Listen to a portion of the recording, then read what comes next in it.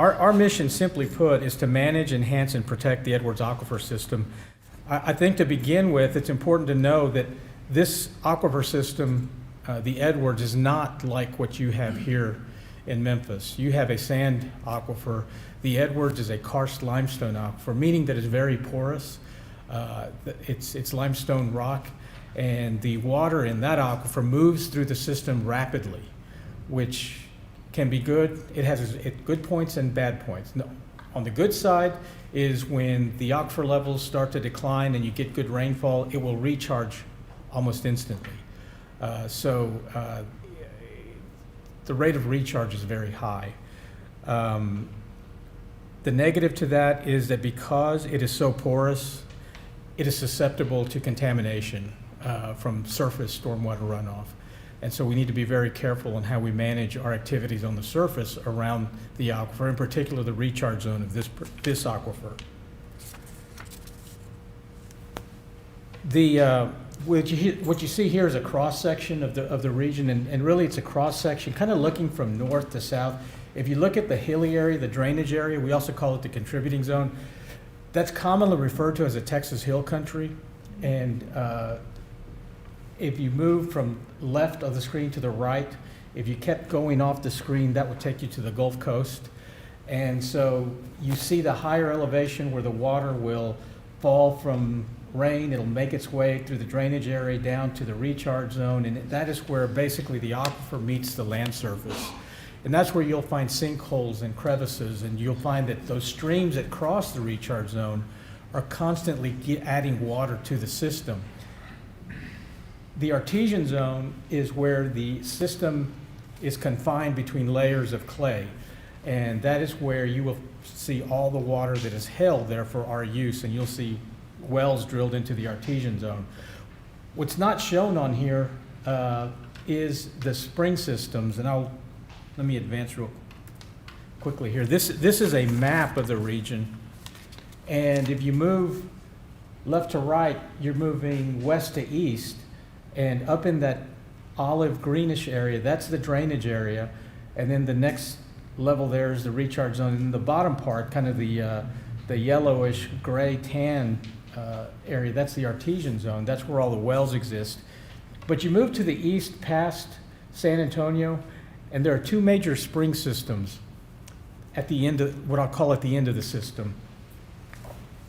Water in the aquifer is under pressure, and it's always moving, and it's moving. Water will move to wherever the openings are to get out of the system, and that's spring flow. And it's going to be important when we talk about the history, because that spring flow is very important. That's what we manage to. That's what we manage the system to. That's our barometer of how the system is doing.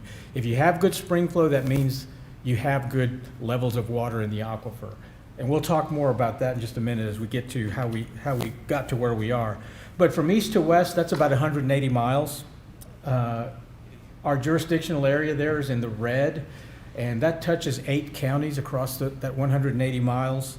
And again, if you go all the way down south and you see the little cutout of the state of Texas, there's a major river, the Guadalupe River, that is fed by those springs, and the Guadalupe River runs all the way to the Texas coast. That's important to keep in mind. If you'll put a pin in that for just a moment, when we come back and talk about the issues that led to the creation of our agency, it's going to be important that we remember, because the downstream users along the Guadalupe River were very concerned about what was happening in the Edwards up here around San Antonio. And why? Because the very water that San Antonio was relying on for its growth was the same water that they were relying on out of the springs to meet their needs downstream. So it's all an interconnected system. I think it's important to make note of that. I serve as general manager for the agency, but we are governed by 17 board members. 15 of them are elected by single member districts, and they represent that whole area that you just saw on that map. And the board is very diverse in its makeup and its interests, and it was designed to be that way. It was our state legislature set it up that way so that all the stakeholder interests around this natural resource could have a seat at the table and be represented in some equitable way. And so there's just a snapshot of the board. So If you're wondering, yes, I have 17 bosses. I just want to make that clear. What do we do? Well, we regulate about 1,200 permit holders. That's what's represented in our, when you look at our permit database, we regulate about 12,000 permits. That represents about 2 million people, and that's what we like to say, that we regulate 1,200 permits for the benefit of 2 million people. Because, and I'll come back to that. When I first took this job, and when I even considered the role of the general manager for this agency, the thing that attracted me to the job was the fact that I saw, when I got to this agency, how much of what we did impacted people. And sometimes I saw that we were very good at science, we were very good at defining the law. What we weren't always so good at was engaging with people. And part of that was just because of the history around our issues, but we as an agency had a reputation of that wasn't very good. We were viewed as heavy-handed big brother, and keep in mind we're talking about Texas, and Texas is a very, very strong property rights state, and anytime you do anything that infringes upon that right, you are public enemy number one. And for the longest time in the early days of our agency, we were, in many respects, that.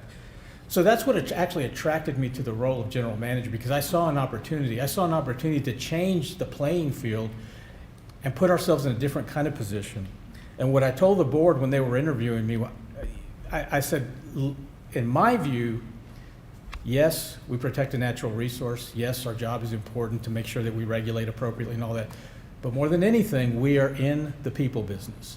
And that's something that I would say to you time and time again as you grapple with the issues around your aquifer, is don't forget that what you're doing really impacts people. Good or bad, you're dealing with people and you're dealing with their lives and their livelihood. And so that's what I took on, and that's what's been kind of my mantra with staff as we move forward over the past several years, is never forget that what we do is we protect a resource, but what we're doing is we're regulating people, and we need to be cognizant of that in our approach and how we do that. We regulate within those 1,200 permits or so, that represents about 572,000 acre feet of water. That's how much water, that's a cap that the legislature put in place. That's how much water volume-wise can be withdrawn from the aquifer in any given year.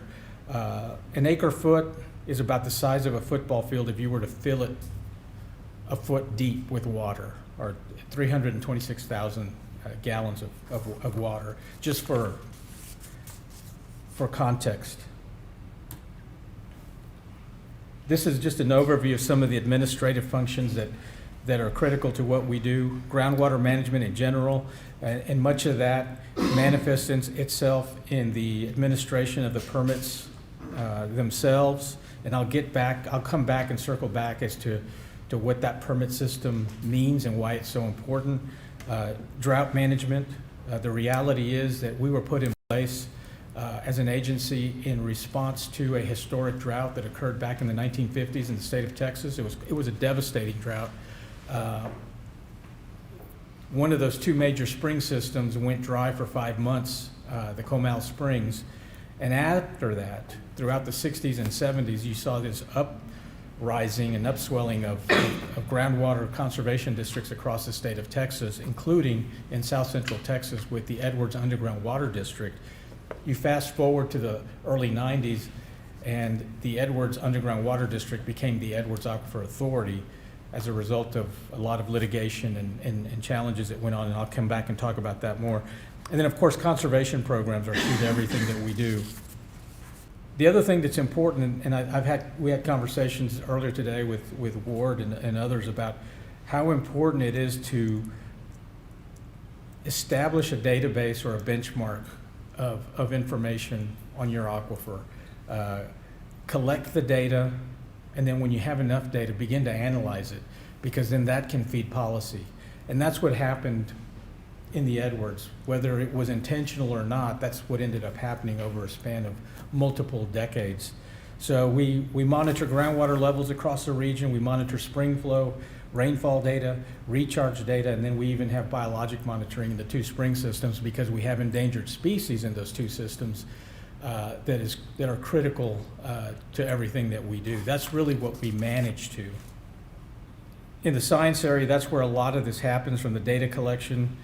We have a pretty progressive modeling program where we model, we're modeling the structure of the aquifer, but we've also for some time modeled the water balance within the system to try to anticipate and project and predict what will happen during droughts and such.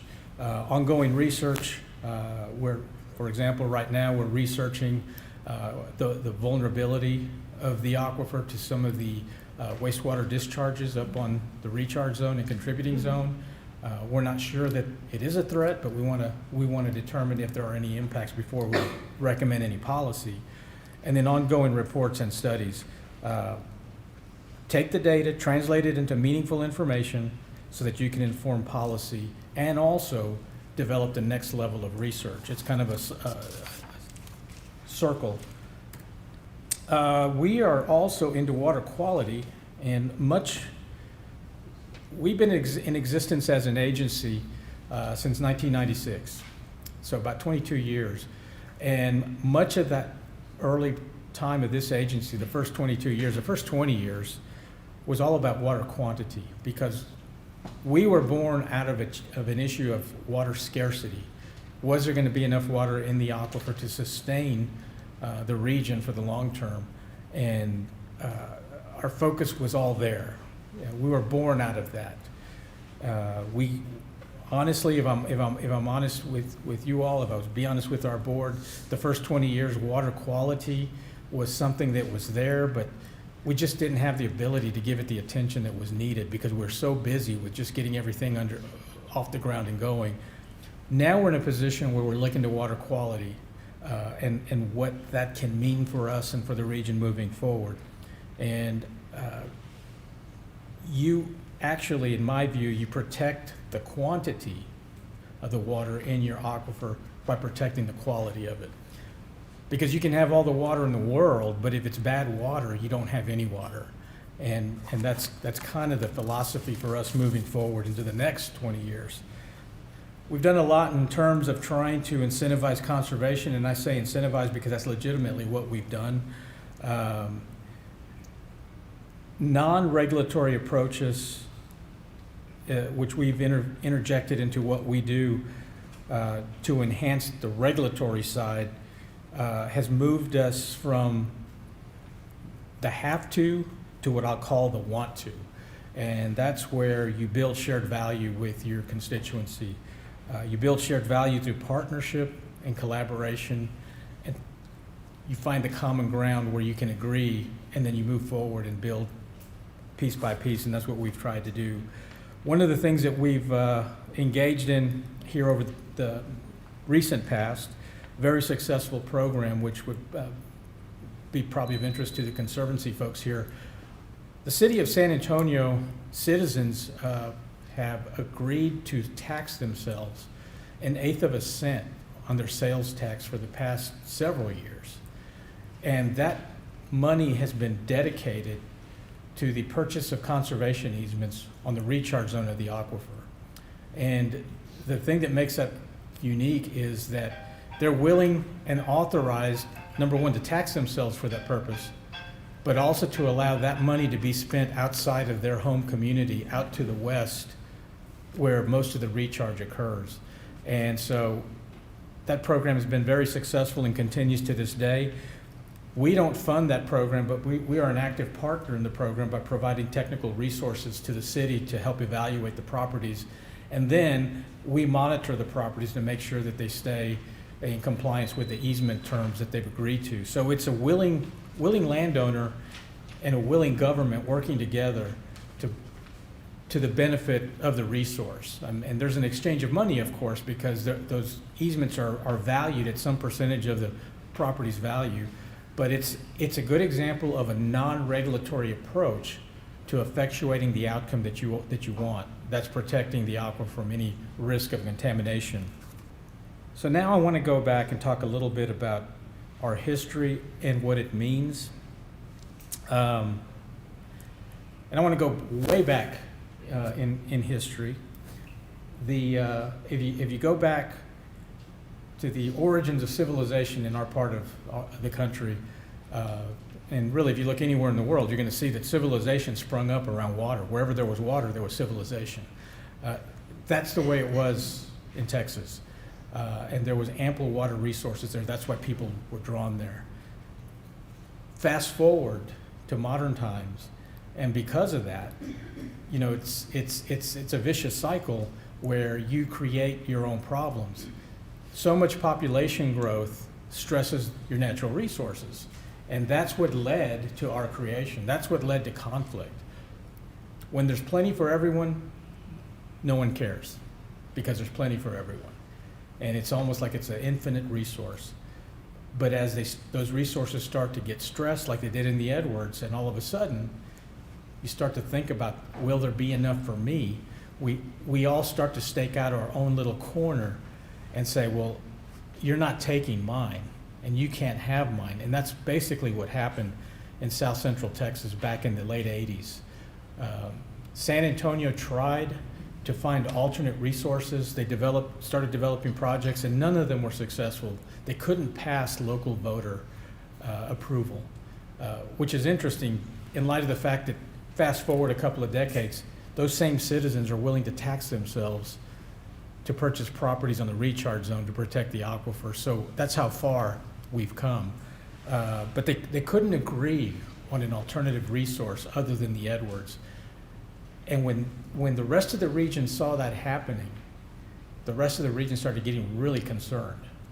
And as a result of that, they started looking for ways to ensure that there would be enough for themselves.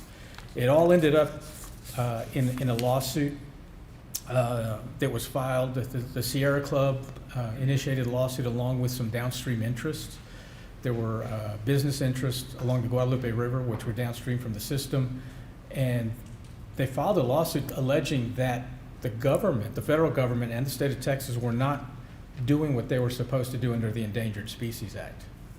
How could they do that? Because in those two spring systems, there are endangered species, listed species by the federal government. And there was no management plan in place to ensure their survival for the long term. And that was the leverage that was needed in order to catch everyone's attention.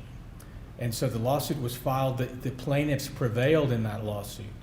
And there was a judge out in West Texas, Lucius Bunton, and he's famous or infamous, depending on where you are on the issue. But Judge Bunton issued an order, and he basically told the state of Texas, you can resolve this issue yourselves, and I'm going to give you a deadline. And if you don't meet the deadline, I'll put in my own plan. Well, that got the legislature working. That was in 1993. And the legislature came up with their own plan, and their plan was the Edwards Aquifer Authority Act. And so they passed the plan in 1993. It didn't get implemented fully until 1996 because there was a challenge to the governance structure of the board. They had changed it from an elected board from the predecessor agency, the Edwards Underground Water District, because the EAA came in and replaced a pre-existing agency, and that agency's board had been elected. And the Department of Justice says you can't replace an elected board with an appointed board. And so they had to go back to the legislature in 1995 and fix that. And that's how we ended up with a single-member district board comprised of 15 elected and 2 appointed that currently serves us. So in 1996, after that session, finally in June of that year, the EAA started operations. And among the things that the EAA Act did, number one, it put in place a cap on how much water could be taken out of the aquifer every year. It also required the implementation of a permit program to manage that water use.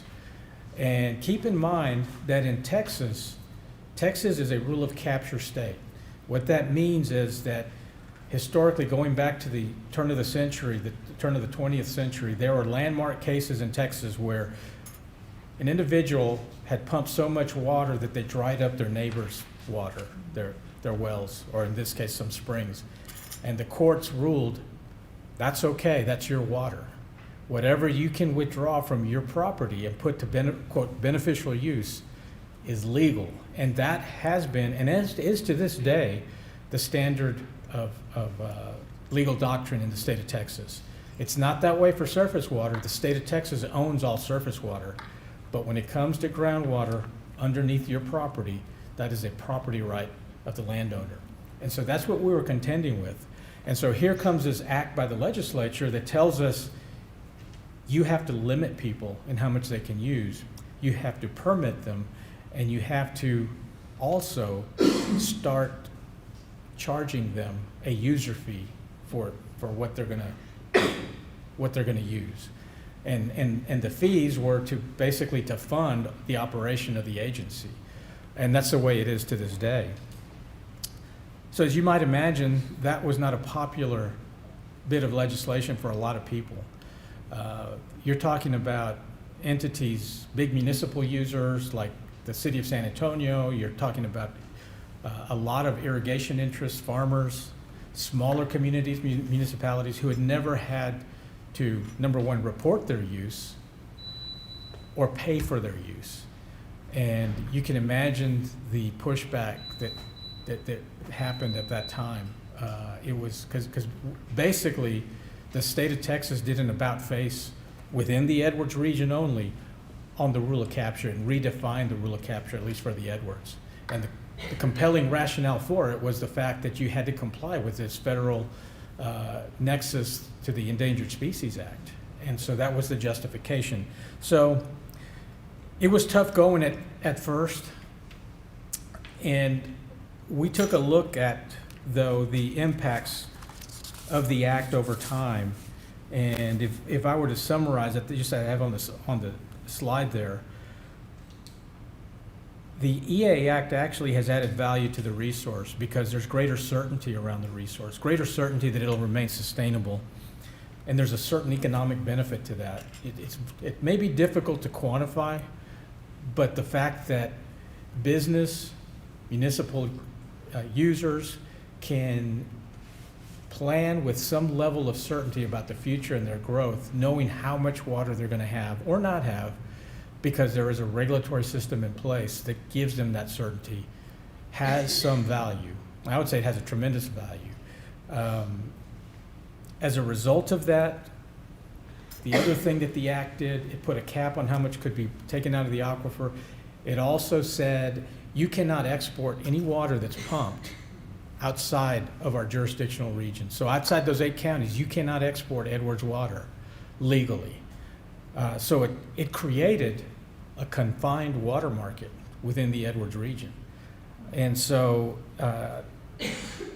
all those things worked together to create that market. And what we started to see happen was that these permits that were issued all of a sudden had a monetary value. And the net effect of all that was water was monetized for the first time in very real terms. People were selling their permits or portions of their permits to each other.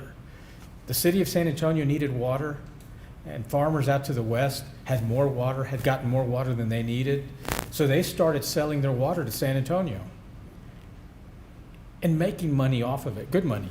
At one point, an acre foot of water would sell for about $6,000 and sometimes more, an acre foot. So just think about it. If you sell 100 acre feet at $6,000 an acre foot, you become a millionaire overnight. And we saw that happen. The other thing that happened as a result of that, though, because it was monetized that way, now there was a real economic incentive to conserve your water and not waste it. What we saw among the irrigation industry, for example, was all of a sudden the implementation of higher efficiency irrigation systems across the region, whereas historically the easiest way to irrigate was simply just to flood your field, flood irrigation. Not very efficient, a lot of water loss. But now, because the water was being measured and metered, and because it was actually valuable to someone, farmers wanted to be efficient, because if they could be efficient and save even more water, that was water they could sell and get rid of and make money off of. And they could recoup the money that they put in the irrigation equipment and still make a profit.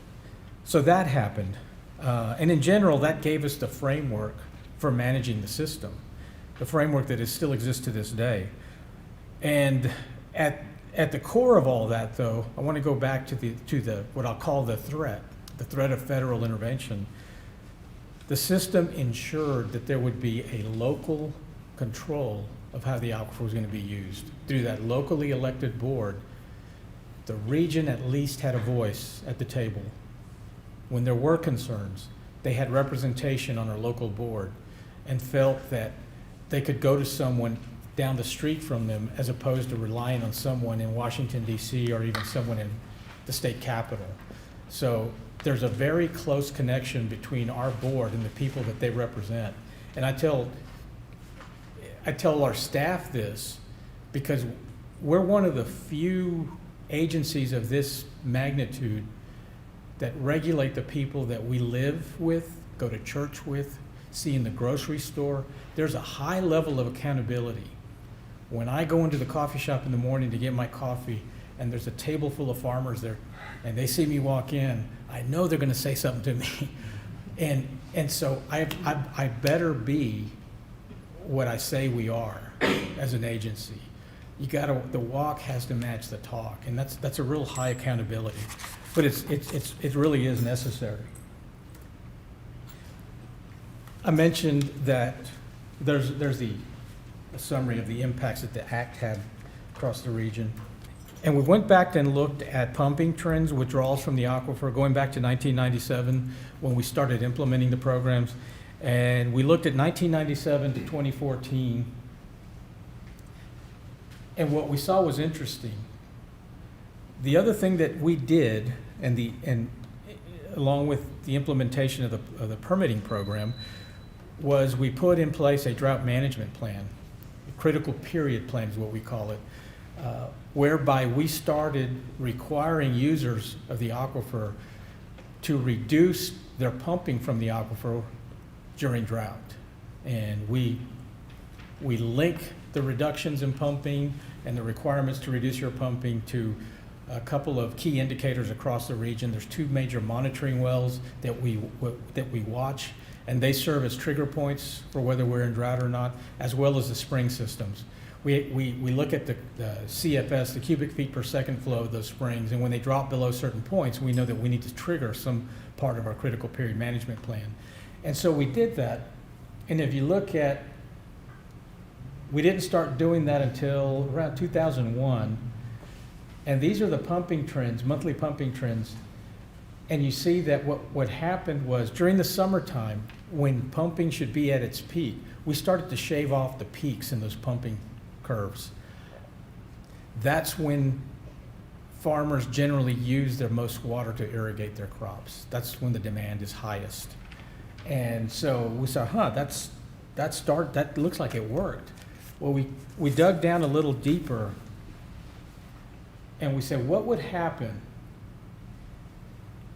if you could look at this in a different way? And you see the different dots, the colored dots, they all represent a little different milestone in the life of our program. The green one, in 1998, we adopted an actual groundwater management plan. In 2000, we adopted emergency rules for drought management. In 2002, we adopted the new critical period management rules. In 2007, we amended the statute to adjust the cap to 572,000 acre feet. And we revised the critical period management plan. And then finally in 2013, we implemented or added another stage of critical period reduction, stage 5, with the implementation of a habitat conservation plan with U.S. Fish and Wildlife Service. And so we looked at this and don't ask me necessarily to explain the statistics behind it, but our modelers looked at it and said, based on the rate of pumping growth back in history, had that continued, where would we be in 2014? And that's that orange line. That was the rate of increased demand on the aquifer that we were looking at. What actually happened is represented in the blue line. And the difference between that two over time is about 2.6 million acre feet. So we went through a very serious drought from 2011 to 2014. It was as bad of a drought as we've had since the 1950s. Some would say that it was worse in the 50s, except it was concentrated over 3 years instead of 10 years. And we, based on the numbers, we project that if not for these programs being in place, those very spring systems that went dry during the 50s would have gone dry again. But they didn't. They kept flowing. And so there's the evidence. And just to give you kind of a flavor of what 2.6 million acre feet means, it's an estimated 650,000 acre feet of water in the Edwards itself. Water level averages in the San Antonio pool at our index well were approximately 17 feet higher over that period of time than would have otherwise been predicted for that period of time. And without the permit system and our critical period management in place, that drought would have resulted in levels being lower than the drought of record, according to what we estimate. So what do we do now? Where are we now? I mentioned the habitat conservation plan, and that's critical. Back at the genesis of why we all came to be, I mentioned the lawsuit, and it was all about ensuring spring flow so those endangered species habitats could remain sustained. We struggled with that, even though we had a permit system in place and we were managing the system, we still did not have surety or certainty around the species. We got to 2007 and we started working on a plan to get approval from the federal government, from the Fish and Wildlife Service. What we were looking for was to get an incidental take permit.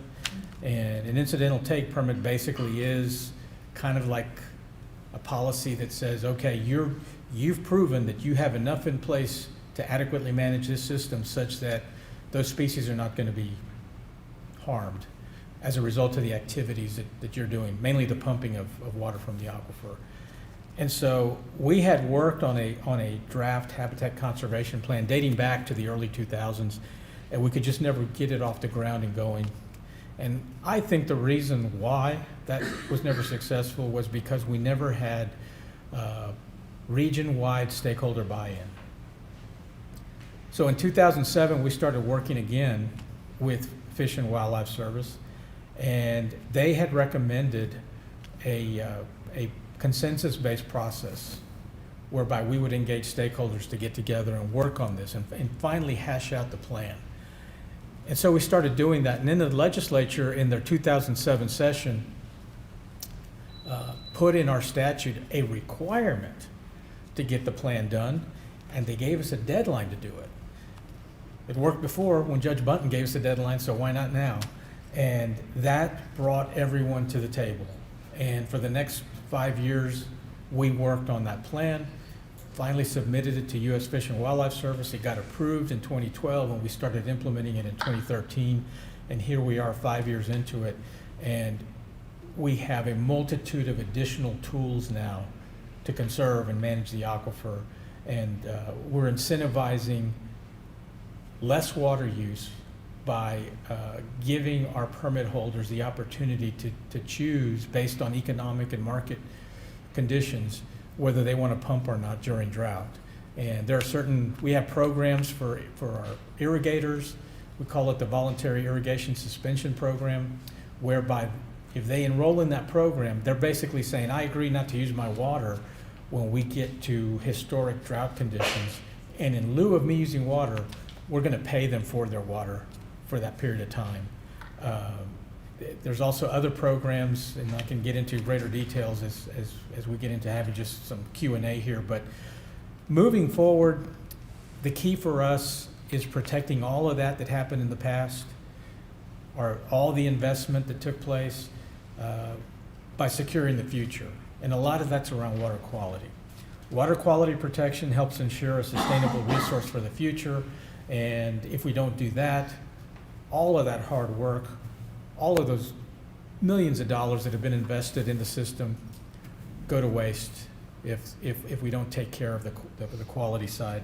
So what I keep harping on with our staff is that we have to leverage our successes to continue to build shared value, and that way we engage and activate our constituency such that they regulate themselves. We don't have to be the heavy-handed regulator, because the region has been conditioned such that they know what it means to manage their water use now. I'll tell you this, one thing that happens in our area that I don't know happens anywhere else, every day when you turn on the 10 o'clock news and the weatherman gives the weather report, he also gives an aquifer level report. And so it is top of mind amongst users of the Edwards across the region, and that just doesn't happen. That happens because someone intentionally, you have to do the hard work, and sometimes it's painful work. The other thing, education. We have to have an informed public if they're going to be engaged. So education is important, and we've invested quite a bit in education and continue to do so. We're challenged with different ways to engage the public. Social media helps, but it also hurts in some ways because a lot of our users, especially the farmers, they're not social media savvy, so they like face-to-face time. That's an investment of time, an investment of relationships, and it may seem like a waste of time, but it's not. It's building those sorts of alliances. Partnerships create common ground to build alliances around core values, and I think the challenge probably that y'all are facing is, what are those core values? What are the core values around the resource that you're struggling with? I think if you begin there, you start identifying those core values, then you can move forward around whatever they are. And it may just be one or two instead of a whole slew of them. Incentivized solutions, I believe, work best. Where possible, incentivize the behavior that you hope to see happen, so that you can, and you link that to a long-term outcome. So you identify the long-term outcome, and then you back off of that and identify what it is, what's the behavior that you need to get to. Because a lot of what's happened in the Edwards region has been behavior modification. That's really what we're talking about. When I said that we are in the people business, that's what I mean. It's about people modifying the way they conduct their business, how they live their lives, how they take care of their homes, all around water. And so that's been the challenge, but it's also been the biggest success. I know from talking to Ward, he'd like to get something done today. But honest, it's not going to happen in a day. It's going to take time. And whatever direction y'all go and however that manifests itself, it's going to take time. And I would just say, don't be discouraged with the time, because that's just the way these things will play out. We talk about, we employ quite a few geologists on our staff, and we always talk about, well, that's going to take, we're going to measure that in geologic terms. But that's just the reality of what we're dealing with. With that, I'm glad to answer any questions or just have an informal discussion, however the group wants to proceed. Yes, sir. Couple questions. On an average annual basis, how much of the flow that you pump out of the aquifer is used for agricultural purposes? I want to say that's, gosh, I had that number the other day. I think it's about, we have 572,000 acre feet that's permitted. We don't always pump that. We've never pumped the full amount. I think last year we pumped 300, a little more than 300. I want to say that agriculture was about 100 of that, about a third, I think. And then for San Antonio, does the Edwards Aquifer satisfy all of San Antonio's water demand, or is it augmented from other sources? It is now augmented from other sources. Now, at one time, the Edwards was the sole source provider of water to San Antonio. And that was the rub. That was the rub with everyone else in the region, that San Antonio was not doing enough to diversify its water supply. Everyone could look at it and say, you cannot remain sustainable as a community off of the Edwards. And now they have diversified. They developed an aquifer storage and recovery program. And I don't know if y'all are familiar with what an ASR is, but what they've done is they've developed an underground storage, natural storage, in another aquifer to the south, the Carrizo-Wilcox Aquifer. And what San Antonio Water Systems has done is they'll take their Edwards water in times of plenty, and they'll pipe it and store it into that aquifer. That aquifer is not like the Edwards, it's a sand aquifer, much like the Memphis. And they've created a bubble of water that the water stays in place. And what happens then is when you get to a drought, they will withdraw water from that aquifer. It's still Edwards water, but it's stored somewhere else. And they will suppress the demand on the Edwards that way. They've also just recently, over the past few years, developed a pipeline project, which was controversial, but they're piping water in from another aquifer, 80 miles away, and they're going to eventually have 50,000 acre feet of water delivered to them from another aquifer. Now you can imagine what the folks in the home county of where that water's coming from, what they think of that. They don't like it. And that's part of the challenge in Texas right now, is the idea of how do you get water to where the population centers are when the population centers don't have enough. And there are other less populated areas that have more than enough. The property rights issue comes into play because, it's Texas, and that's going to be always in play. But they've also supplemented their water use with a few other smaller projects. There's a local surface reservoir that they get some water from, and they are generally much more diverse in their water supply than they were, say, 10 years ago. So kind of following on that, in the beginning of the presentation, one of the things you said that was most intriguing to me was that there is now in place a prohibition on exporting water from the counties involved with the Edwards Aquifer system.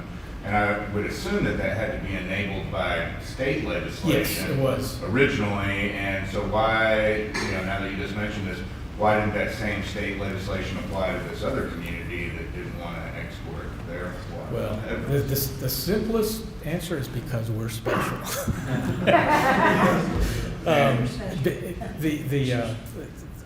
You have to start to look at the state of Texas and understand how other groundwater districts manage or don't manage their aquifers. There are about 100 groundwater districts in the state of Texas. Most of them are county-based. In other words, they manage along political boundaries, not along aquifer expanses. That's the challenge. And so you have that issue laid over with the issue of water, groundwater in Texas being a private property right.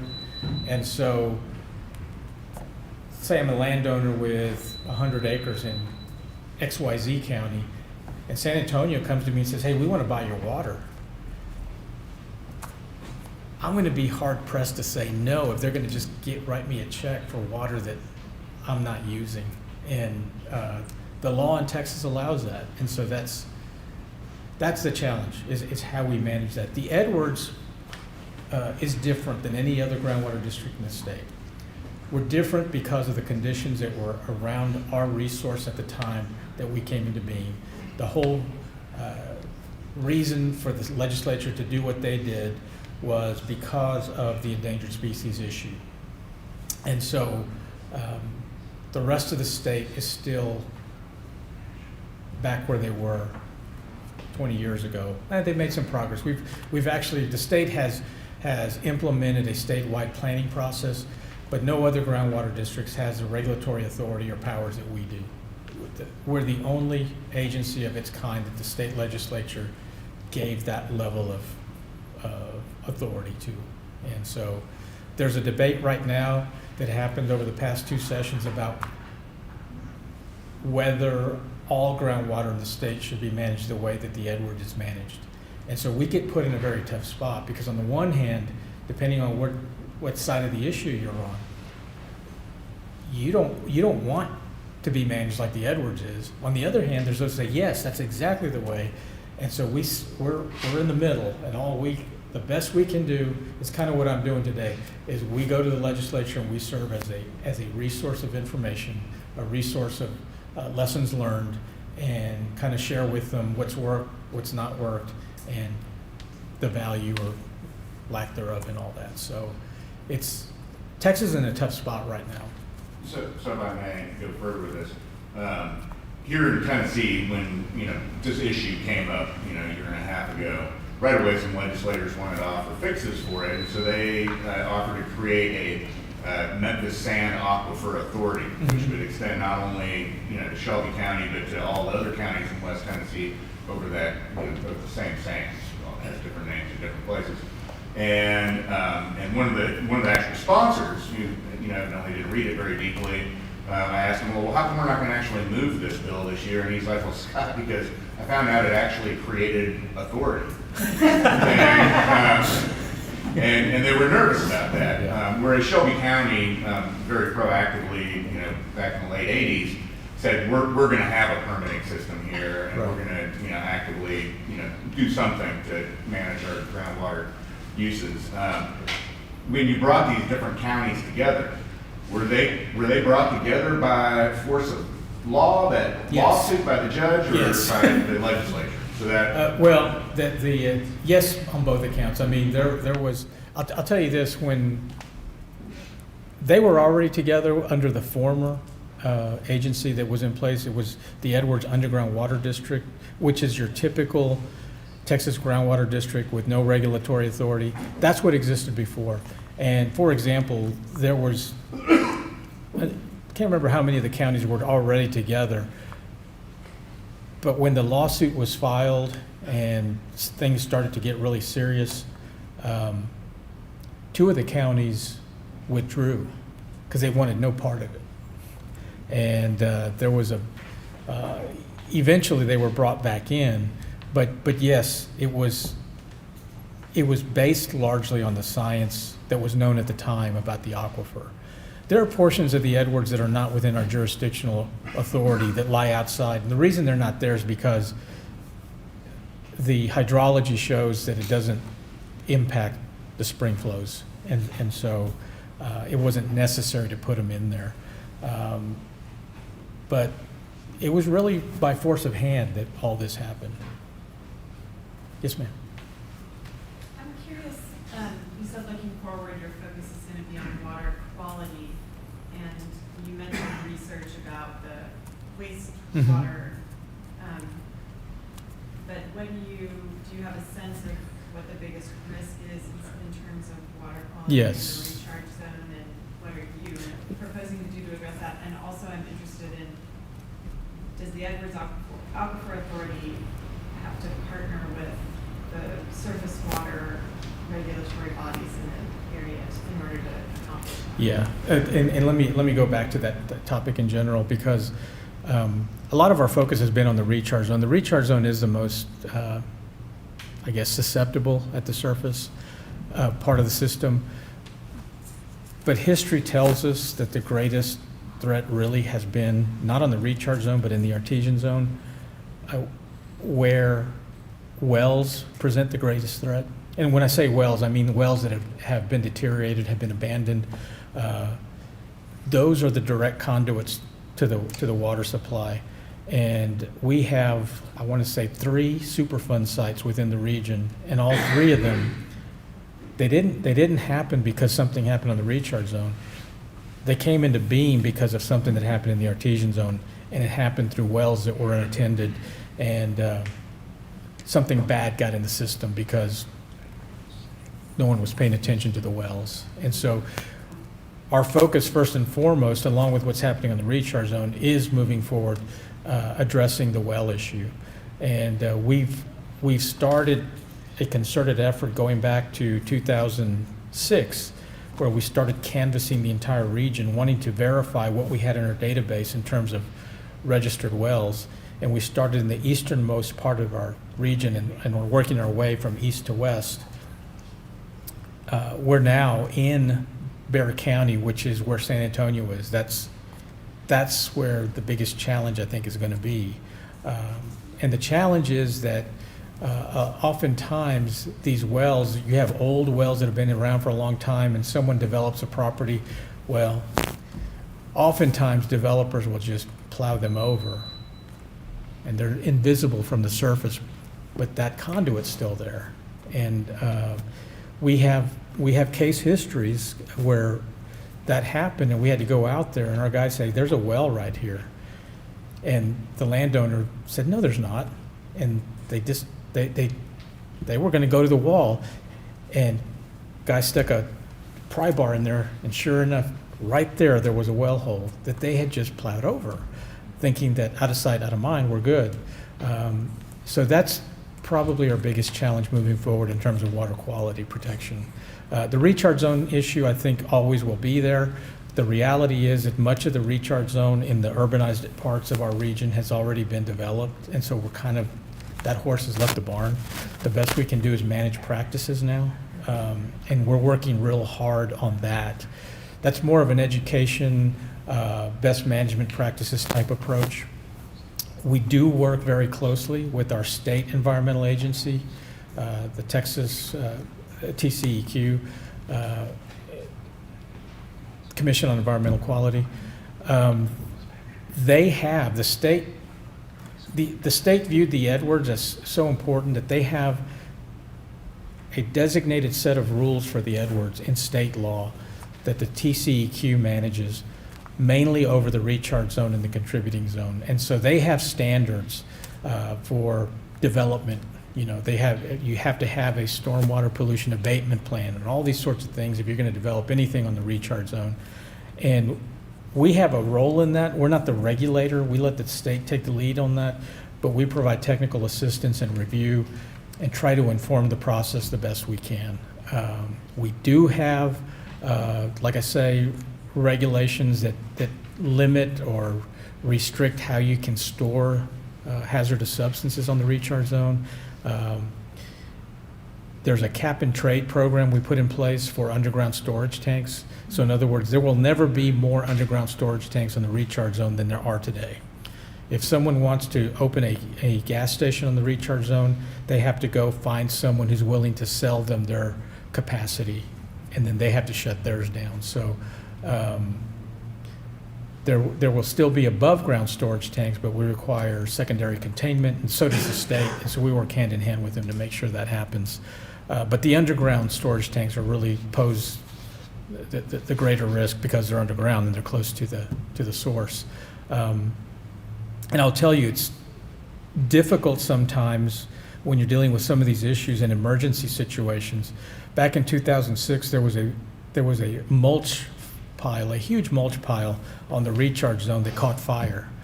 And as first responders started responding and applying water to the fire, we started seeing the water change in surrounding wells. Well, whatever was in that pile, that water was permeating through that and carrying it with it into the water supply. And so we had told them stop. And what they ended up doing was just letting that fire burn slowly over time rather than apply any more water to it.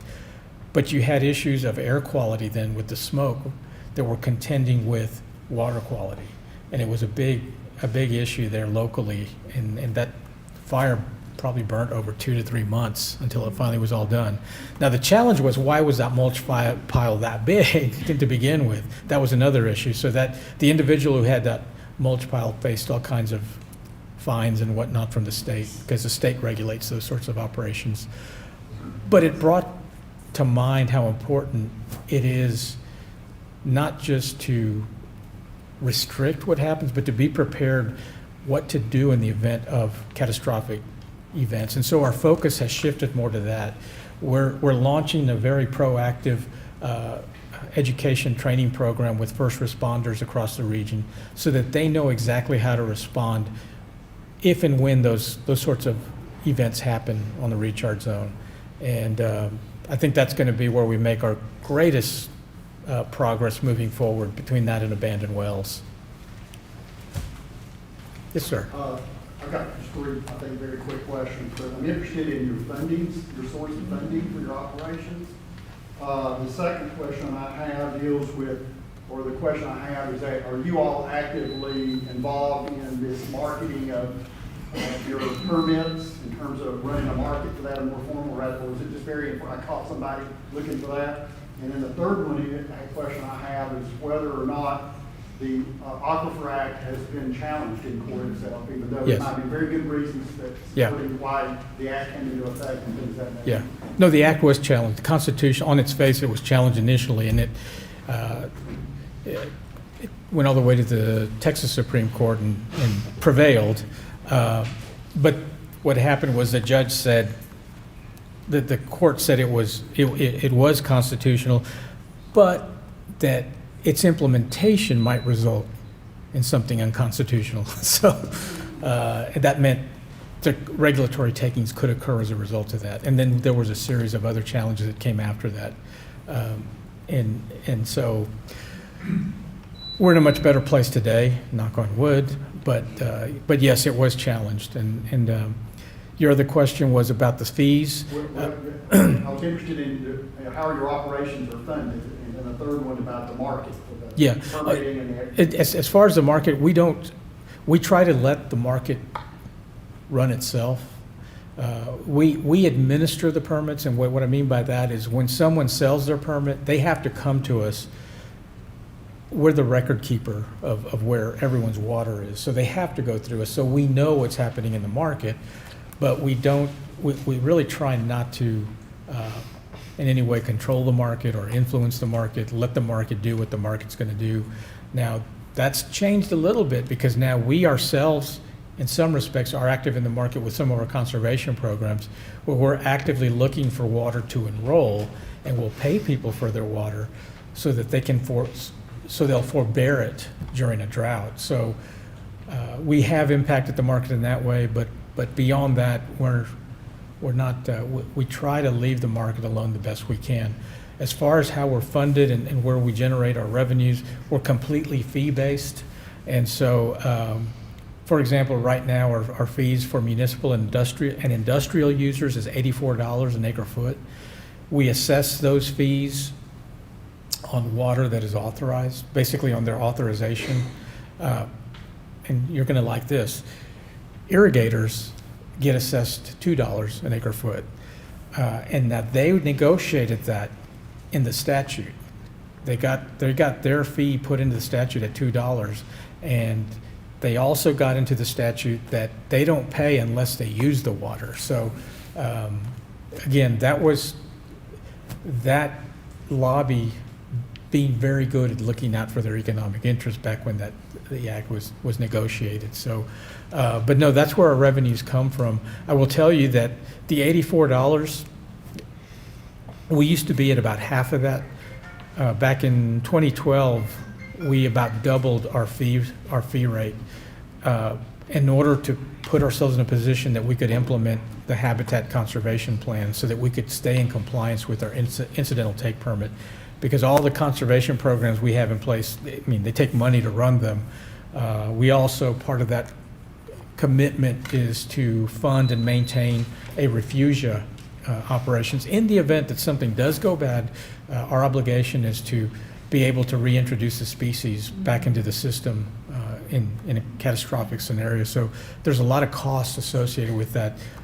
But I always remind people that that cost covers, what it gives you is certainty for the future and stability economically for the region. Yes, sir. Talked about incentivized solutions working particularly well for you. If I'm a farmer and I irrigate and we have a drought, how do you incent me not to use my water? Well, we have programs whereby we say, look, if you sign up for this program, and there's certain trigger points that are associated with it. When the aquifer drops below this level, you're obligating yourself to not use your water. In exchange for that, we're going to pay you this amount of money per acre foot of water that you enroll in this program. So they know ahead of time. We don't wait till you get to a drought to offer them that. You offer it ahead of time. And they know that if I get to a drought, I'm not going to use my water, but the Edwards is going to cut me a check for that water. And the reality of it is that when you get to a real severe drought, the cost of doing business for an irrigator is really significant. You know, the cost of getting the energy cost to get the water to the surface, to apply it. And so for them, it's an easy out. It's almost like an insurance program. Yes, sir, back there. Does your territory surround the entire geography of your recharge zone? That's one question. And the second is, do you have any issues with polluters, runoff, or landfills, or anything that significantly damages the quality of your water? So you see the recharge zone, this here is the recharge zone. So as you can see, almost all of it is within our jurisdiction, but there are portions that there's not. We haven't had any catastrophic type of event that resulted in something happening that adversely resonated and stayed in the aquifer over a long period of time. We have spills that occur. You know, we have spill reporting rules that kind of coincide with the state's rules. And so we try to monitor that. Much of what has happened is on a smaller scale in terms of incidents. The biggest challenge is in maintenance of the stormwater basins that are required, the sand filters that exist across the recharge zone that the state requires for mitigating runoff off of developed properties. We have seen that the challenge there is in proper maintenance. They get overgrown with natural growth and weeds and trees, and they don't work the way they're supposed to if you don't attend to them. That's really been a challenge for us, and it's been a challenge because we don't really regulate that. The state of Texas does. And so we get placed in a position where we potentially are calling out a state agency and saying you're not doing a good enough job, when in reality we really need them to work hand in hand with us. So it's an ongoing kind of delicate relationship we're trying to forge, and eventually I hope we get to where we can have some formalized agreement with them to better manage those processes. But I don't know if I answered your question, but that's... Do you have any major industrial polluters or landfill pollution problems? No, other than that mulch fire example that I gave, that's been one. We have a lot of quarry operators up on the recharge zone. That's where the rock is. That's where the rock is at the surface. So you see a lot of quarry operators on the recharge zone, and they create a lot of issues for homeowners in close proximity. And we hear from a lot of homeowners who say, I don't want this quarry in my neighborhood, and they come to us and they want us to do something about it. Well, we don't regulate quarry development, and the best that we can do is we regulate the regulated substances that they use on those operations. But to my knowledge, there hasn't been a major issue around those quarry operators in terms of them polluting the aquifer or not. We have had some that have, violated our rules, and we've had to, call them on it because they didn't comply with either secondary or tertiary containment requirements. But beyond that, in the daily operation, there hasn't been a major case of pollution that's occurred. Yes, sir. Do you have any sewage treatment plants, say from municipalities, in the recharge zone or near the recharge zone? They are not on the recharge zone. They are not allowed on the recharge zone through state law, but they are allowed up here in the green area. This is the drainage area. They are allowed up here. There's a buffer that is required. I can't remember how many miles upstream they have to be. Now, the question is, you put it upstream, and they're still going to discharge into a stream. That's what we're looking at, is whatever's in that water, is it making its way into the aquifer? And so we don't know that yet. There's concerns about it, but we don't know. And here's the other side of that issue, the challenge. A lot of those surface streams, in times of drought, that's the majority of their flow, is those wastewater discharges. For example, Houston drinks Dallas's toilet water. So, I mean, that's just the reality of it. So do Orleans Yeah. drinks ours. Yes, sir. What are your two species? Who's your lucky species? Oh, no, we have 8 listed species, and there's a handful of others that are threatened. But there's a couple of salamanders, there's darter, they're aquatic species, and there's also a Texas wild rice, which is a plant that exists in one of the spring systems, and so those species, I mean, there's no reason to think they're not thriving right now. All our data shows that they are. And some of these species, the challenge is that some of these species you cannot see with the naked eye. There's a beetle that's like the size of a strawberry seed, and we have here recently successfully gotten them to breed, which had never happened before. So I'm not sure how you prove that, but we have. Yes, ma'am. I was just curious on the graph about the projected usage Mhm. versus actual usage. If you had a limit on how much could be used, why is it not a flat line? Why is it a increasing line? So you're saying, I would have thought that wherever you said, okay, you can only pump 572,000 acre feet, that all of a sudden it would level out. Instead of well, we have never pumped 572. So in other words, Oh, I see. we've always stayed below that, and so it could have been, for example, that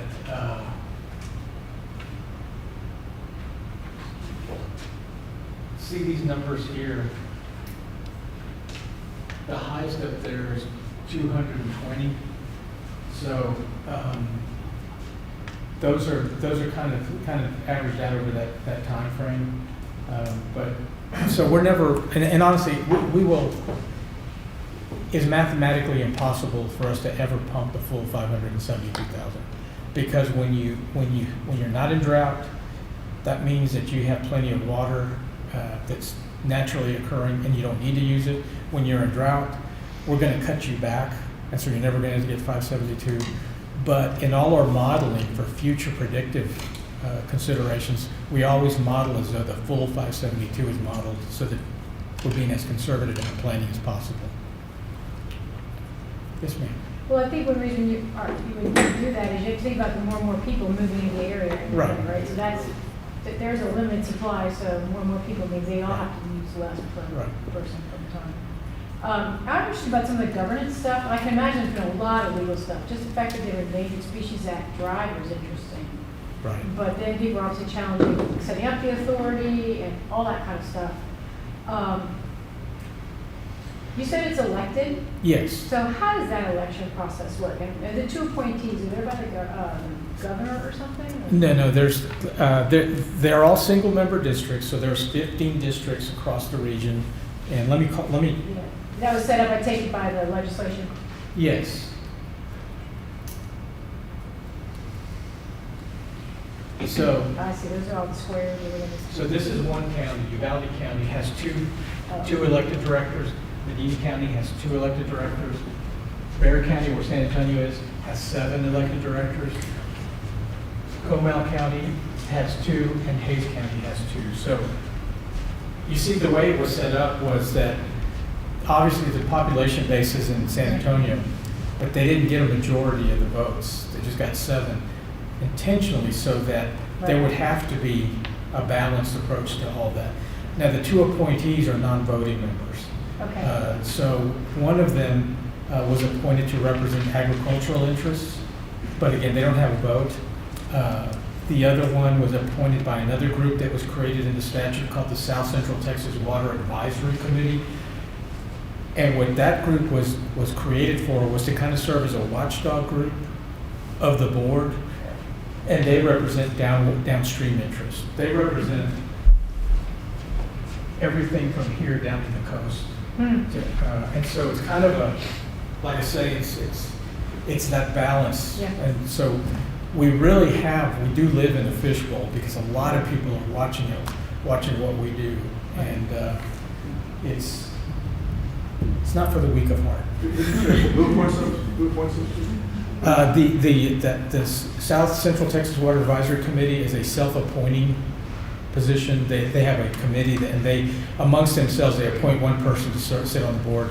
And then on alternating 4-year terms, these two counties will appoint one member from their county. So right now, there's a member from Uvalde County, and when his term is up, Medina County Commissioner's Court will appoint his successor or her successor. Yes, sir, back there. On the science end of things, how do you interact with other groups, other government agencies? For example, the U.S. Geological Survey does a lot of work in there, and I know there's some other Texas groups. I know there's one out of Texas State. There's a research unit there. Yes. How do you interact with them? We interact quite a bit. Actually, USGS maintains all of our stream gauging network.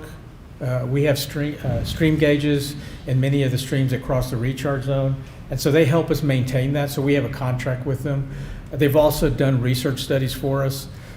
Texas State, for example, helps us in the Habitat Conservation Plan. There are some research programs there that we're studying kind of the biology that exists in those systems. So we work hand in hand. That really, in most cases, they contract for us. You know, we contract, outsource work to them. We've also intentionally made a real effort to try to engage with some of our surrounding groundwater districts and other river authorities to kind of come together and plan our research initiatives together so that we're not duplicating each other's efforts. So twice a year, we have this huge meeting. We call it the South Central Texas Water Interest Research Group. That's a long, and in fact, they'll be meeting this Friday. And what it is, it's a compilation of all those entities, and they get together, and there's an agenda, and they spend all day together basically reviewing what everybody's doing and sharing ideas and that sort of thing. So it's a lot of work to intentionally collaborate that way, but it's worth it in the end because you end up with I think, a more efficient and effective research process. Are they looking at some of what your interpretation of your data is? Is that partly what they're doing? Or are you just looking, are they just all getting together? I'm researching this, researching that? I think they're mainly they look at, there's a sharing of what has happened most recently in terms of research and data. And there's a sharing of ideas of how can we leverage what we're doing with what you're doing in a better way. One of the bigger challenges for us moving forward is going to be in the data sharing. There's a lot of entities with a lot of good data. It's not as easily accessible as it should be. And that's our challenge. In fact, that's our challenge internally. We, even inside our agency, have multitudes of databases that don't talk to each other, and that's a problem. So we're working on that, and that's going to probably take us a couple of years to really get our arms around that. Could we give Roland a big round of applause?